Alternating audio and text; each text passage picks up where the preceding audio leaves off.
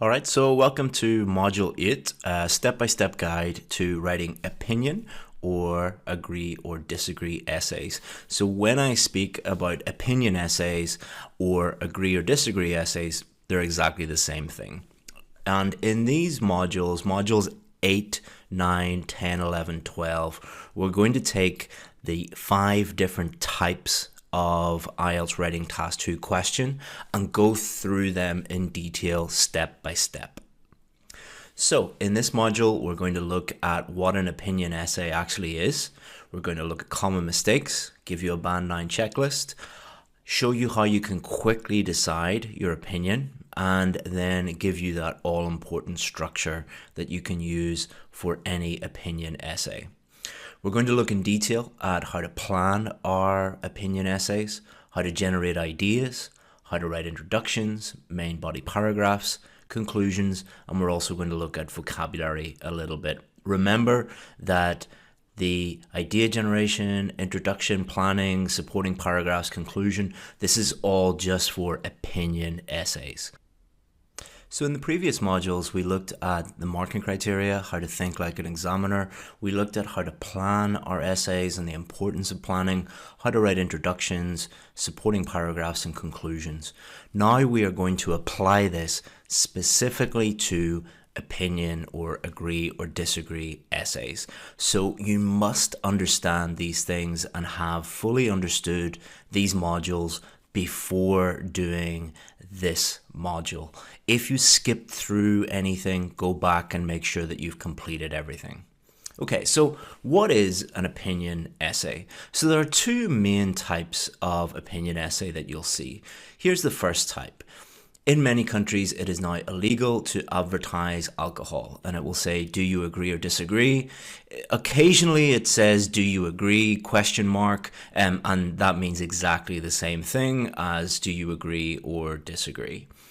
Sometimes you will get the question asked in this way: to what extent do you agree or disagree? So we need to understand what the difference is between these two. And for our purposes, there is only one key difference, and that means that everything else is the same. The structure is the same, how we generate ideas is the same. Everything is the same for do you agree or disagree, or to what extent do you or disagree, apart from one key thing. And the key thing is, for the second type, to what extent do you agree or disagree, you should always say strongly agree or strongly disagree, because they want to know what extent you agree or disagree. So for do you agree or disagree, it's fine to say I agree or I disagree, or this essay agrees or this essay disagrees. For this to what extent, you should say I strongly agree or I strongly disagree, or this essay strongly agrees or this essay strongly disagrees. And that's the only difference, okay? Don't make it more complicated than it needs to be. That's all you need to know about the difference between those two. So let's have a look at some common mistakes that we see that stop students getting a 7 or above. A lot of students simply do not give their opinion. Their opinion is not clear throughout the essay. It is impossible for an examiner to give you a 7 or above for an opinion essay if your opinion is not very, very clear. What students often do is they will leave their opinion until the very, very end. So they will write a very vague introduction, and they will discuss many things in the main body paragraph, and then they will clearly state their opinion right at the end in the conclusion. Remember that your opinion needs to be clear throughout the essay, so do not leave it until the conclusion. A lot of other people fail this type of question because they spend the whole essay talking about some people agree with this and some other people disagree with this. That is discussing other people's opinions. You must state what you think, because that is what the question asks you. It says, do you agree or disagree? They do not want to hear about what other people think. And then similar to that, what a lot of people will say is, well, some people agree with this and other people disagree with this, and here's both sides of the argument. Again, that is not answering the question. The question is asking you, do you agree or disagree? So the simple way of satisfying that is just stating very clearly, I agree or I disagree. And this often comes from culture and educational background. In many cultures that I have taught in, it is not custom to give a very straight, direct answer. It is often a more indirect style where you will discuss all angles and all sides of an argument without taking a very strong, clear position. For agree or disagree essays, you need to take a very clear, strong position. So how do you get a band 9? Give a clear opinion in the introduction. In the introduction, state exactly what your opinion is. Then think of 2 main points supporting your opinion. So 2 main ideas to support your opinion. Develop these points with explanations and examples. And then a short conclusion summarizing your main points and reiterating your opinion. If you do this, you're giving yourself a very, very good chance of getting one of the higher band scores. And it is very simple. In the introduction, say whether you agree or disagree. Think of 2 main ideas to support that position. Develop those main ideas with explanations and examples, and then make your opinion very clear again in the conclusion and state your main points again, summarize your main points. This is the overall summary of what you need to do, but we'll look at it in a little bit more detail, of course, in this lesson. So, deciding opinion. A lot of students agonize about should I agree, should I disagree, and they waste a lot of time. You shouldn't waste too much time deciding your opinion because, to be honest, your opinion doesn't really matter. You can say, I agree and get a band 9, or you can say, I disagree and get a band 9. You can say, I agree and get a band 5, and you can say, I disagree and get a band 5. Your opinion is not really what matters, whether it's one way or the other. The important thing is that you have an opinion and that you fully develop that opinion. So don't waste too much time thinking, should I agree or disagree? And it's important to also understand that the examiner does not care about your personal opinion. So for many essays, I totally agree with the point of view, but in the essay, I will actually disagree with it. Why? Because it's much easier to write about the disagree point of view, and vice versa. Just pick one side and go with that side. And which side should you pick? Pick the side you can easily write about. That will probably be the side that you personally agree with because you know a lot more about that side. But even if you personally don't agree with that, just pick the side, agree or disagree, that you know most about and you feel most comfortable writing about. The side that you feel most comfortable writing about will be the side that you can generate 2 relevant ideas and you can develop those 2 ideas with explanations and examples. So here's an example question. Most high-level positions in companies are filled by men, even though the workforce in many developed countries is more than 50% female. Companies should be required to allocate a certain percentage of these positions to women. Do you agree? So the language that we can use to express our opinion is quite important. It is really important that we use this in the introduction to make it very clear to the examiner right from the get-go that we are giving our opinion. And again, I don't like giving memorized phrases or anything like that, but these are a few that you will see, and it doesn't matter which one you pick, and I wouldn't memorize all of them. I would just pick one that you feel comfortable using, and then use that one every time you are using or writing an answer to an opinion question. And that means that you're using the same method in your preparation, and it will mean that it becomes a habit, and then it's easy for you to do that on test day. So I've put in totally and completely in here because that means that whether it says do you agree or disagree, or to what extent do you agree or disagree, if you use completely, totally, that's absolutely fine for both of those questions. So I would just get used to using one of these and then just keep using it and you'll be absolutely fine. So in your introduction, just use one of these. If you see me using a different one of these four, know that you can change that out and use one of these other ones if you wish. So before we get into the structure, I just want to remind everybody of a really important point. All structures are flexible and they're just a guide, and structures are not magic formulas for getting a band 9. Your grammar needs to be good, your vocabulary needs to be good, the ideas that you use with your structure, your explanations and your examples, your writing skill are all important. Structures are used as a tool. They are important, but they are not a guarantee of a band 9. They will really, really help you, but don't think that just memorizing these structures and, rushing through everything and thinking, oh, I have a magic structure, guarantees me a band 9. That's not how it works. Make sure that you are doing all of the things correctly, not just following the structures. Okay, so the overall 4-paragraph structure is your introduction, where you're going to introduce your opinion. You're going to say, this is what my opinion is. Then you're going to take your first main idea, put it into your first main body paragraph, your second main idea into your second main body paragraph, and then you're going to summarize your main idea and your opinion in the conclusion. So let's have a look at this in a little bit more detail. So paragraph 1, introduction. First sentence, you're just going to paraphrase the question.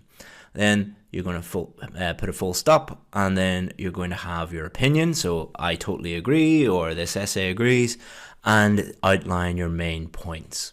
Supporting paragraph 1, you're going to take your first main idea and you're going to put it into your topic sentence. Explain why you believe that main idea answers the question. Give an example to help you support that main idea, and then you can move on to the second supporting paragraph. You're going to use the exact same structure here for your second main idea. And then in your conclusion, you're going to summarize your opinion and your main ideas. So we're going to use this question to help us go through and teach you this structure. So this is our introduction.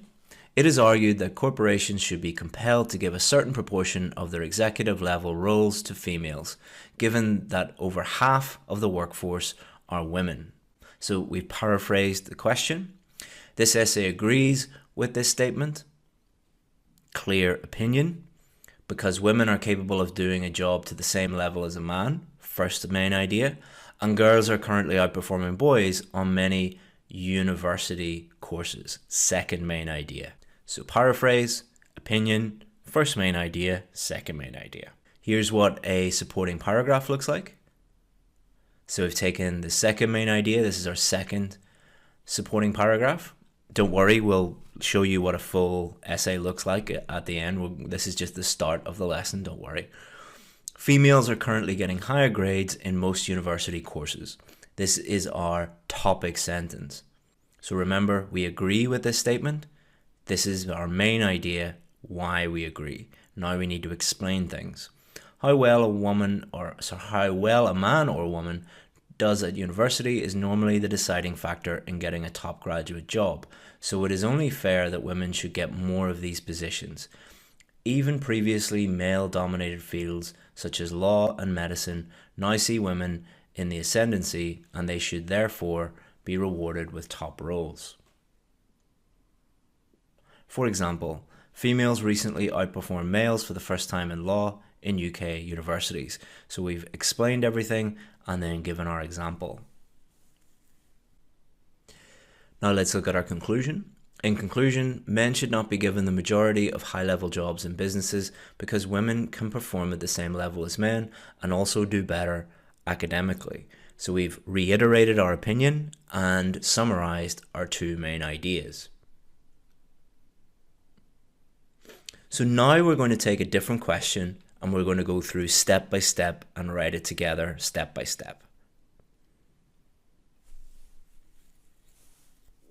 So we're going to go through the planning, the introduction, the supporting paragraphs, the conclusion, and the vocabulary. In many countries, it is now illegal to advertise alcohol. Do you agree or disagree? So this is the question we're going to use. So let's plan this together. So the first thing that we need to do is we need to fully understand the question. All right, so we're going to look at the overall topic. What is the overall topic? Well, the overall topic is alcohol and the advertisement of alcohol. So we need to understand the topic words so that we don't just write everything we know about advertising alcohol. We need to look at the specific keywords. So in many countries, so not all countries, it is now illegal. So they are not allowed to do this. It is against the law to advertise alcohol, which is quite a strong step. And not many countries do this, but there are quite a few countries that do this. And we have to say whether we agree or disagree. So now that we have fully understood the question, we can move on to the next stage, which is deciding our opinion. So we need to decide whether we agree or disagree with this. So again, it doesn't really matter if we agree or disagree. It doesn't matter personally what we feel about this. What we are going to be thinking about is, which side do I feel most comfortable writing about? Which side can I easily think of ideas and fully develop those main ideas? Well, I think that agree is actually easier to write about. So I'm going to pick that side. So the next step is idea generation. So we need to always go back to the question and think about the question. And I've picked agree, so I'm going to think about, why do I agree? So I'm going to use the coffee shop method. There are many other methods that you can use for idea generation, but I'm going to just imagine I am sitting in a coffee shop and my friend says to me, do you think that it's okay for countries to make it illegal to ban the advertisement of alcohol? And I say, yeah, I think so. And he says, well, why is that? Why do you think that? So I'd say alcohol is a problem, both socially and for our health. So I'm thinking about, why would a government make it illegal? Well, when you think about alcohol, it has problems socially. So you have people, being drunk in public and doing drunken things. And then you obviously have health problems. And then why would they really try and focus on advertising? Well, a lot of people are vulnerable because they're alcoholics. They're addicted to alcohol and they really struggle day to day to control that addiction. And if they are just watching TV or, watching a movie and they keep saying, people really enjoying alcohol, it makes it very, very difficult for those people to cope with their addiction. So those would be the two main ideas that come into my head. And there are many other idea generation techniques that you could use. Coffee shop method works for me, so I'm going to use those. And then you don't always just have to think of two ideas. While you are thinking of them, another idea might pop into your head. So while I was doing this, I'd be like, well, it might mean that advertisers can influence people to drink alcohol, unfairly influence them. So if you can think of three ideas, you might not use three ideas, but it is better to have a few, and then you can decide, okay, which idea do I feel most comfortable writing about? And then we might think of a fourth idea. Young people are exposed to persuasive ads, so it's to protect young people. So when you are generating ideas, you might only be able to think of two, or the first two that you think of are very strong ideas that you're comfortable writing about. whereas other people feel more comfortable generating 3 or 4 ideas. And then what they're able to do is pick the ones that they feel most comfortable writing about. Okay, so let's put this into our plan. So the next stage is planning out our structure, taking our ideas and putting them into our structure. This is going to ensure that when we start writing, we know exactly what to write. This is a roadmap for our entire essay.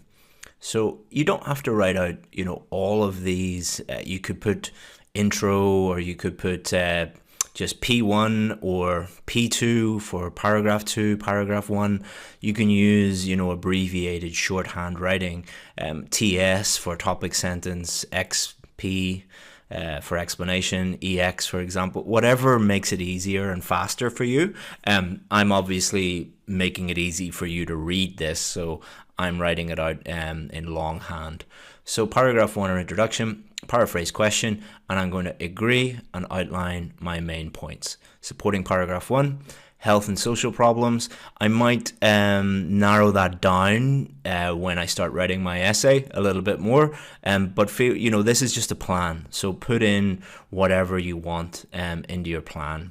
Explanations, addiction and bad behavior, and the example I'm going to use, there's a country that I know has banned some alcohol advertising, which was Russia, so I'm going to use that as an example. Supporting paragraph 2, topic sentence, influences people, it glamorizes it and influences young people. And I'm going to use a specific advert. So there's some adverts that I know I've seen before that make alcohol look very glamorous. So I'm going to mention a specific company here. Conclusion, I'm just going to summarize everything. So this is a little extra step. If you get very fast and you are very quick at doing your plans and you have a little bit more time left over, what you can do is you can take keywords from the question and you can think of some synonyms for those keywords or different ways to say, and then you will have a list of different words that you can use in your essay. This is totally optional and is really more for very advanced students who can get everything done, all the planning, all the writing, all the checking done in like well under the 40 minutes for task 2. It's totally optional, but it does help, especially with paraphrasing, using synonyms, your vocabulary. So here's an example of something that I've put together for this. Okay, so going step by step through our essay, we're going to write our introduction now. So this is going to be 2 sentences. Doesn't always have to be 2 sentences, but in this example, it is. 90% of the time, it'll just be 2 sentences for an opinion essay. Paraphrase the sentence, and then give a clear opinion and outline our main points. So this is our paraphrase. Adverts for beer, wine, and spirits. So instead of alcohol, I have used examples of alcohol. The most common examples, beer, wine, and spirits, are now banned, illegal, banned in many nations, many countries, many nations. So it means the same thing, and it is grammatically correct, and we have changed enough of the vocabulary. And many, we've copied that word. Copying just one word is not a big deal. I'm putting that in there to show you that if you have a choice between putting in a word that is maybe wrong and wasting a lot of time trying to think about that and getting very stressed, or just copying the word, copy the word. Remember the rule, vary your vocabulary as much as possible, but only as much as possible. Here's our full introduction. So we've paraphrased the sentence there. And then this essay agrees with this idea. So clear opinion, because first main idea, drinking can lead to serious health problems, and advertisers can influence people to drink more than they should. Okay, so we've got all the key elements there. And as you can see, Once you understand exactly what to do, you can apply this structure to any question. All right, it makes it really, really easy for you to see an opinion question and know exactly what to do. But the key there is to practice, send your work in, get it looked at, see that you're doing the right thing, learn from your mistakes, and do the same things again and again and again during your preparation, and then it'll become automatic on test day. Supporting paragraph 1. So our main idea is drinking can lead to serious health problems. You're always going back and thinking about it. You're always going back to the question. Okay, what is the question? Going back to the introduction. What is my main idea?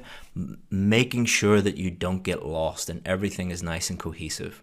So why does drinking lead to serious health problems, or how does drinking lead to serious health problems? Well, drinking too much can cause liver damage. That's the main organ of the body that it affects. It affects many things in the body, but that would be the main one. You don't have to give like doctor PhD level analysis on alcohol's effect on the body. Of course it affects the brain, it affects the kidneys, it affects your skin, it affects everything. You just have to give a very high level overview of what it does. All right, you don't have to be a liver expert or a doctor to answer these questions. And it can also cause problems to your health because you might get violent, or it might cause health problems for other people if you are violent and you assault people. An example, Russia had a problem with alcoholism and decided to ban advertising, and this resulted in a reduction of cases. So we're going to put all this together into our paragraph. Advertising alcoholic drinks should be banned because alcohol is harmful to a person's health. This is our topic sentence. Drinking too much causes several conditions including liver cancer, diabetes, and brain damage. So explaining why alcohol affects your health. This puts a huge strain on the health service and not only causes suffering to the patients but also to their families. And then we have an example. For example, Russia had a huge problem with alcoholism and many men were dying from alcohol-related diseases, but after they decided to stop companies promoting alcoholic beverages on TV and in print ads, it resulted in a huge reduction of such cases. Topic sentence, explain, example. Supporting paragraph number 2, it influences people to drink more. Advertisers' main goal is to sell. Adverts glamorize drinking. An example is a specific brand of brandy or cognac called Hennessy, and they are famous for having very glamorous ads and showing very attractive men and women having a great time drinking alcohol, and this would influence people. And you don't have to write this again. This is just me showing you how I would think about everything. So I would be going back to my plan and I would be looking at the plan and I would be thinking through everything before I start writing. Say, okay, I need to write about this and then explain it in this way. And I've got this example and then I can start writing. And this is what I would produce. So our topic sentence, another reason why the promotion of alcohol should be prohibited is the fact that it influences people unfairly to buy that product. The main goal of any advertising campaign is to sell more, and this could be seen as irresponsible considering the harm drinking can do. Commercials often make certain drink brands look cool or sexy in order to sway potential customers and don't actually talk about the dangers. For example, Hennessy adverts often portray attractive men and women in a luxurious setting drinking cognac with a beautiful woman.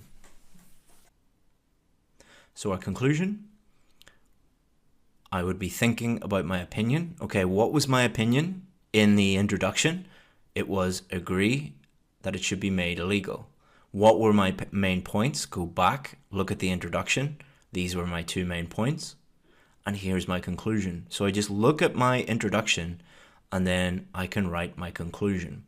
In conclusion, alcohol is a hazardous product and advertisers should not be allowed to try and convince people to drink it, and I therefore believe that more countries should ban the advertising of liquor. So in conclusion, alcohol is a hazardous product. Hazardous means harmful, to people, harmful to your health. And advertisers should not be allowed to convince people, to influence them. Those are my two main points. And therefore, I believe, this is my opinion, that more countries should ban the advertising of liquor. So we've got our opinion and we have our two main points. Be aware that the wording of opinion questions may vary. Here are two alternative ways to word opinion questions. Firstly, is this a positive or negative development? Secondly, to what extent is this a positive or negative development? Here is an example of this wording with a question. More and more people are now working remotely from home. Is this a positive or negative development? As you can see, this is a typical opinion question. It is asking what you think about people working from home. Do you think it is a positive thing, or do you think it is a negative thing? That's it. It's exactly the same as other opinion questions. Here is a plan of the same question. As you can see, you still need to write two clear ideas to support your opinion. If you think it is a positive development that more people are working from home, then you can give two ideas to say why. One idea is that people experience less stress when they work from home, and another idea is that it has less impact on the environment. You then follow the same structure as any other opinion essay, as you can see here. In the introduction, you state your opinion, it is a positive development, and you outline both your ideas. Then you have one main body paragraph for one idea that includes a topic sentence stating the idea, an explanation of it, and then an example to support it. Then in the second main body paragraph, you have your second idea, again with a topic sentence, explanation, and an example. In the conclusion, you state your opinion again and summarize both ideas. However, what do you do if it says the word extent in the question? You treat it in the same way you would treat the word extent in any opinion question. So in this case, if we change the wording to more and more people are now working remotely from home, to what extent is this a positive or negative development? You simply answer by using a word like completely or totally in your introduction. This means you would write something like, this essay thinks this is a completely positive development because it means workers feel less stressed when they work from home and there is less impact on the environment.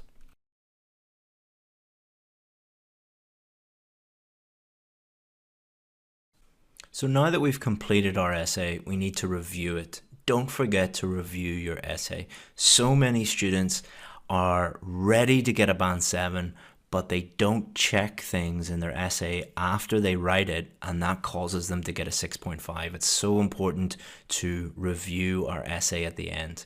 So make sure that you give a clear opinion in the introduction. So go back and check that you have given your opinion in the introduction, that you have thought of two main points supporting your opinion, and these are clear in your essay, that you've developed these main points with explanations and examples, a short conclusion summarizing your main points and reiterating your opinion. So you should be doing this in two different ways. The first way that you should be doing this is during your preparation. So when you are practicing by yourself or before you submit your essay, you should be checking these things, because this is going to really teach you and help you learn and become an independent student. And the second time you're going to use this and review your essay at the end is when you are checking your essay on exam day, on test day. Obviously, you're going to check grammar and vocabulary as well, and that goes without saying.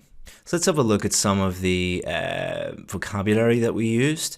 Beer, wine and spirits, banned in many nations, often influence people to drink more, causes several conditions including liver cancer, diabetes and brain damage, huge strain on the health service, massive reduction, Main goal of any advertising campaign could be seen as irresponsible, to sway potential customers, luxurious setting, hazardous product, try and convince people. So we have no fancy vocabulary in here. We're not trying to use really long, complicated words. What we are doing is we are using topic-specific vocabulary to talk about alcohol, to talk about the health implications of drinking too much alcohol, about the illegality of advertising alcohol in some countries.